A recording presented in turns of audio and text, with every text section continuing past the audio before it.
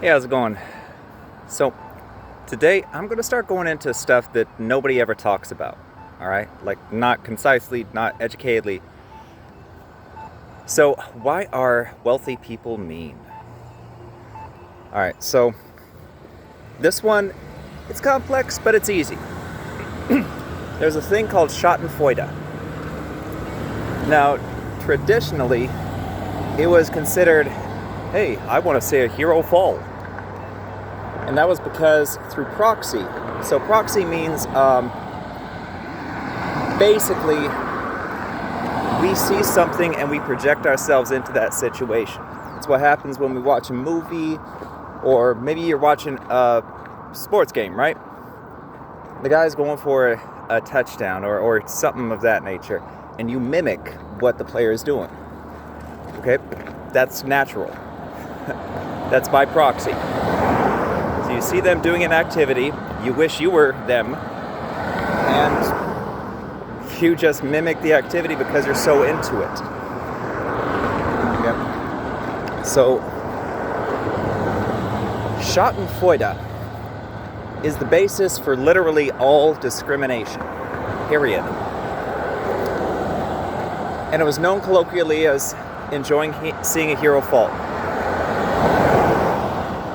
Now, if any of you watch any of my other channels, you know that I'm big on Schadenfreude, because it literally explains a lot of things.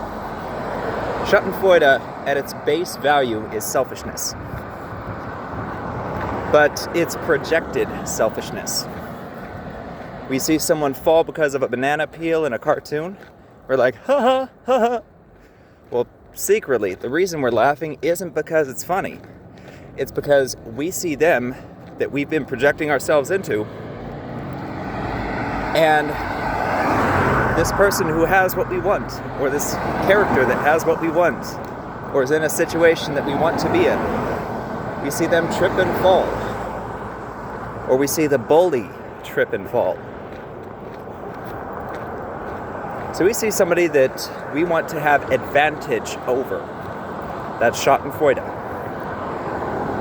It's an observation, like Schadenfreude, it has a very loose definition presently.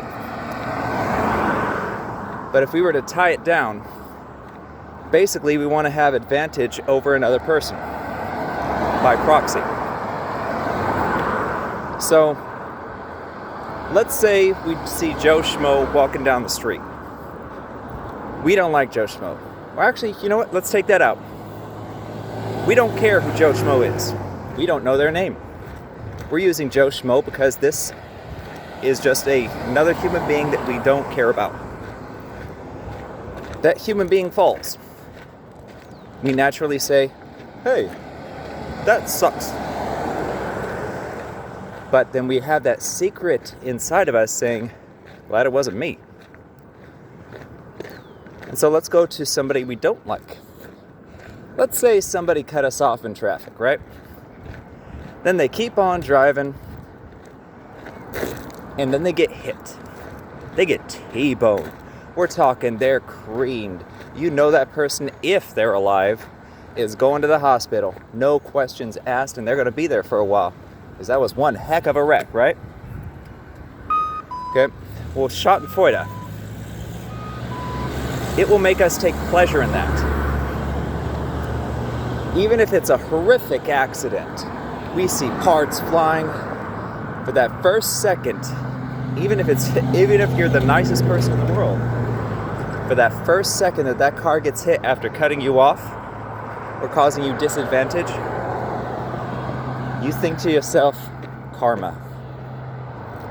Tell me I'm wrong. Like, that's the funny thing about Schadenfreude is it has a duality. And we haven't labeled the duality. So Schadenfreude is basically us projecting ourselves into somebody else's situation and saying, oh, I have an advantage. Because that one person in 8 billion people, I just saw them be disadvantaged. And it goes back to the alpha-beta complex that's way, way, way too deep for most of y'all. I'm not saying that in a negative way either. I obsess over psychology. because I love the subject. Like, it's the coolest subject in the world, and it still hasn't fully been discovered. The human brain is still there to be found out. So, Schadenfreude and bias. You got kind of a breakdown of what Schadenfreude is. Let's bring in the bias. Wealthy people, they were the first ones to say, "You're poor, I'm wealthy." And they believe that their wealth makes them better. And so they act like their wealth makes them better. And then we accept their behavior that their wealth makes them better. It's literally the same mechanism inside of us for us to accept that, hey, your wealth makes you better than me. Makes you smarter than me. Oh, I'm here to tell you they're not. They really are not. In fact, if anything, they're dumber than us because they've been pampered their whole life. Yeah, they went to Ivy League schools and all of that. And let's say a few of them didn't have absentee parents that actually taught them. Okay, those people are definitely going to be smarter than any of you watching. There's a few that are smarter than me, and I'm autistic. Try and factor that one in. Functionally autistic. In third grade, I had an IQ of 138. But we're going off topic here. All I'm saying is most wealthy people are not the most colorful cookies in the toolbox. And some of y'all caught what I did there. But when it comes to wealthy people, they're just like us. When we see that we are better than somebody else, we brag, right? We get all braggadocious and everything. We're like, hey, look at what I just did. Like, ooh. That's exactly how we get. And every one of you knows it because every one of you has done it. Every single one watching. And that's exactly what wealthy people do. What wealth does, wealth takes away the barriers. So the more wealth you have, the fewer barriers you have to just being yourself.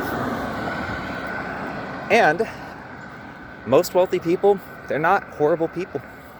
They are selfish, which is why they engage in Schadenfreude. Alright, so Schadenfreude is basically wanting to look down upon somebody else, and by proxy, you feel better about yourself. There's currently, I think, 8.6 billion people on the planet, going on 9. And one person's life shouldn't affect you to make you feel better, but it does. It goes back to the alpha-beta complex, but wealthy people, they think they are alphas. Having had many of them as clients all the way up to the billionaire level, they are not. They are not the smartest people in the world. Not by a long shot. Though some of them are absolutely brilliant. In fact, I met a couple that was, like both of them, husband and wife. They've been married for 14 years, and their intellect individually was intimidating. Those are people that I would never play chess with. And I don't say that often. And that's one of the big catches, is we still are slaves to the alpha-beta complex. So, when it comes to a wealthy person, what should you do? Number one, treat them like a normal person, because they are a normal person. The only thing separating a wealthy person from you is money. Nothing else. Now, if you run into third generation wealth, if I'm being honest, overcharge them. Because if they're dumb enough to let you overcharge them, then they're dumb enough to let you overcharge them. They're not going to keep their money. Third generation is the make it or break it generation for wealthy people. This is that generation where the first generation made the money. Second generation watched daddy and mommy make money. The third generation was just born after the money. So there's no hard work observed, learned, or seen. It's only been conveyed by parents. Once you go past that, it's just, hey, we're wealthy, we don't talk about it. And if there's any wealthy people watching, they know exactly what I just said is absolutely right. But don't treat them any differently. Because, there was another factor I was going to add to that on when to cut them off. So let's say if they negotiate, that's somebody that you want to keep. If they don't negotiate, that's what I was going to get to. If they don't negotiate with you and they just cut you off, good, let them. You do not want that kind of prissy pomp. But if they recognize the skill set and you advertise the skill set correctly, then pretty much start off high and let them bring you down. If they bring you down, that shows character, and that shows that they are thoughtful. Because you don't want to work for a wealthy person that's not thoughtful. And I'm in the middle of building wealth right now. I want to be that thoughtful person that let's say I make it up to a very high level, which I may. Depends on how a few projects go. Let's say we get up to the point where I've got a maid or something like that. I believe in helping that maid out. So I see something heavy, I pick it up.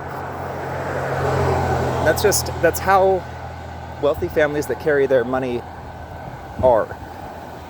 And that's how you get wealth without the bullying or looking down upon other people. Just being a nice, genuine person. Because I know plenty of wealthy people right now. I'm not friends with them, but I've had a few clients that were in the billionaire section. And there's a billionaire right now that I know, but I don't like him. So one more thing, and then I'll jump off this. Bonus content. When wealthy people have insecurity, they keep collecting wealth. Because don't get me wrong, if a wealthy person actually does any self-searching, they will not feel good. They won't, genuinely. How to say this? If they didn't make the money, if they weren't the ones that made the money, and they don't have any skills, and they basically blew their childhood when others of us were learning stuff, they were doing nothing, okay? Let's assume that one. Well, that person's going to be resentful as hell when they get older. And that's because they know they aren't worth anything. Individually, no. Because the reason wealthy people look down on others or want to look down on others. Again, this is not every wealthy person out there. In fact, it's the vast minority of wealthy people. Because all wealthy people know that they are better than other people economically. They are more well off, they're more secure. The insecurity comes from the risk of losing that wealth. Third generation, they become reactionary. What do I mean? That third generation wealth becoming reactionary makes them impulsive. That's why I said, if they don't negotiate, charge high and just take the money. Because they're going to lose it to somebody. Might as well be you. I've seen it. And third generation wealth is not the wisest out there. They usually get their heads out of their tails if they survive their 20s. But not all of them do. But there's an insecurity with being wealthy if you're looking down on other people. You don't want to lose your wealth because if you're not the generation that built the wealth, or if you built it partially on luck, you're afraid you can't do it again. And that's very often what separates standard wealthy people to the ones that you would love to have a beer or a glass of wine with. Because those folks, they can be funny, they can be enjoyable. They know there's overcompensate much. That guy does not have a muffler at all. Obviously, that's an overcompensation if you got tires that big. But the long story short is this. Wealthy people are just like you. They have extra room. And all the insecurities, all the unsurety that all of you have, that is the same with wealthy people. Like, it absolutely blows my mind that people are like, well, the celebrity is so different. No, they're not. They are not. I know celebrities. They're not that different at all. The only reason people bully is because they're mean. Point blank is simple. Standard study rule of a paragraph. Read the first sentence of a paper, last sentence of a paper, then figure out if you want to read the rest. If you look at this video, I structured it exactly like that. Anyway, y'all have a good day.